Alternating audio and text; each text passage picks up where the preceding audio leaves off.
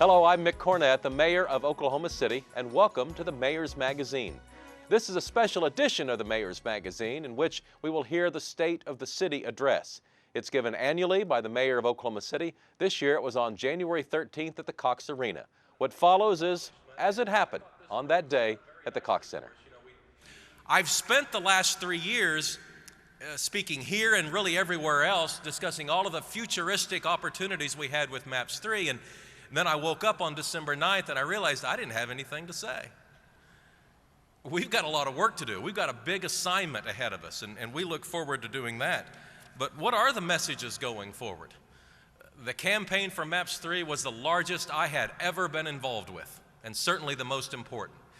And I could not have been more proud of the unity that held that campaign together, from the business community to the city council, and ultimately to the largest voter turnout in city history. We came together as a community and made a major decision about this city's future. No doubt during the campaign you saw a lot of me, probably a lot more than you wanted to see. But you also saw volunteers from every corner of the city working on this campaign. And you especially saw young people. Young people, a generation so young, they can barely remember the city as it was. A city with a river that had no water, and certainly no canal in that old warehouse district. Young people that saw MAPS 3 as their maps. They saw it as a series of ideas that they can help build and then build upon. This is a generation born in the city that was, inspired by the first maps, and in many cases educated in buildings that were improved by Maps for Kids, and now they're investing their lives in this community and anxious to see where we go from here, and they are determined to be a part of it, and we salute that next generation of leadership.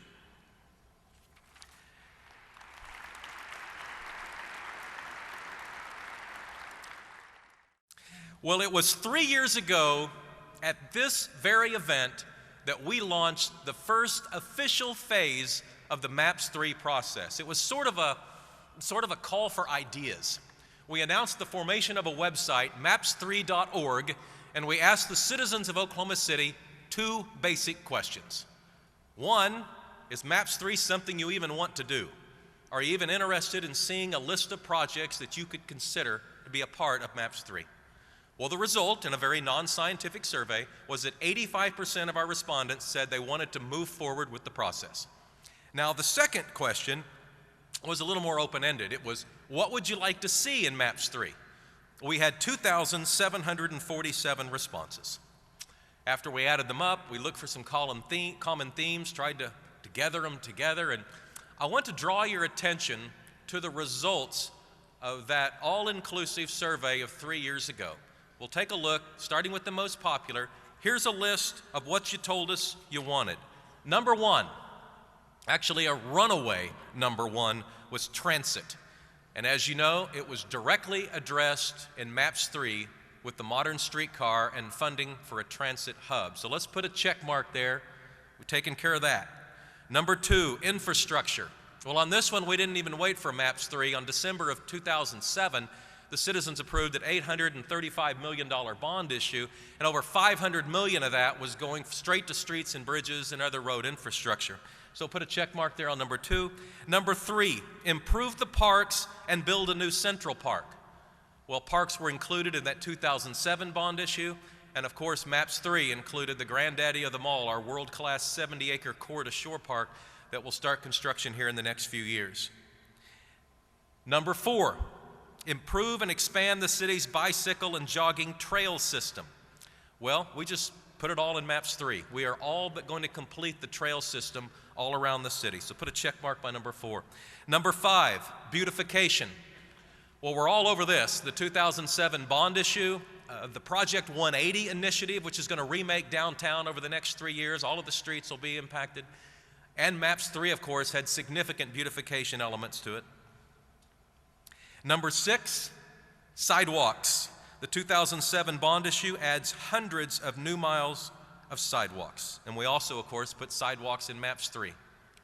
Number 7, improvements on the Oklahoma River. Well, we have a whitewater course coming in and river improvements as a part of MAPS 3. Number 8, education. Again, we didn't wait for MAPS 3. In 2007, the voters in the Oklahoma City Public School District approved a $248 million bond issue that, among other things, includes new gymnasiums in all 47 of the elementary schools that didn't have them, which is a health initiative of particular interest to me. Meanwhile, many of the other 23 school districts that serve the students of Oklahoma City have also passed their bond issues during this period. At the same time, work on Maps for Kids continues this year and next year, and just because that tax collection ended doesn't mean the work has. We're in the final stages now of Maps for Kids. 35 of the Maps for Kids schools are about to start construction in the next year or so. We're hiring the architects for the last 13 schools this week. In 2010, we will be selecting the site of the downtown grade school, and construction is coming soon on several other high-profile high school projects like Classen SAS, Southeast, Northeast, Capitol Hill, and Northwest Classen. Number 9, you wanted downtown retail. Well, that one's kind of tricky. I think downtown retail will be the result of MAPS 3, but it is not directly part of MAPS 3 or anything else that we've specifically done, so no check mark by number 9. Move on to number 10, football. You wanted a new NFL stadium. Well, that'd be really cool. I guess we could build one, but the problem is there wouldn't be a team to play there. But seriously, about football and soccer in general, I will note that Maps for Kids constructed a brand new football stadium at Douglas High School, and the 2007 school bond issue has some money to improve both Taft and Spiegel Stadia. So how about half a check mark on number 10? Number 11, improve the Ford Center. Well, this was, remember, 3 years ago that we were talking about this. We took care of that in the spring of 2008. Voters approved the improvements. The improvements have already had one round. There'll be more taking place over the next year and a half. And at its conclusion, we will once have an even better world-class arena. Number 12 on your list was a tie. First was the new convention center. You put a check mark there. That's in MAPS 3. Tied with the convention center for 12th was getting a permanent major league team and building facilities for them. So we have a team. They're sponsoring lunch today, and we're building their practice facility right now. So put checks on there. And that puts us to 14th. 14th most popular suggestion to make Oklahoma City a better place, senior citizen centers. They are in MAPS 3. Now, you're probably wondering, well, what was next? What was 15th? The 15th on the list, totally free, plentiful downtown parking. How many of you here want totally free downtown parking? You people drive me nuts. I have looked at this issue from every conceivable angle, and I understand as a concept it is very popular. Truth is, we have lots of parking, and we're building more, and a lot of it's free. It's probably never all going to be free. I can't find any other large city in the United States that has an overabundance of free parking, but I hear you. We'll put that in the category of you never know, but we're not going to put a check mark there. So that leaves us with the top 14 vote getters in that poll that we took 3 years ago. 12.5 checks. The missed assignments, the downtown retail, which I believe will come, and the NFL football stadium, which is a completely other story.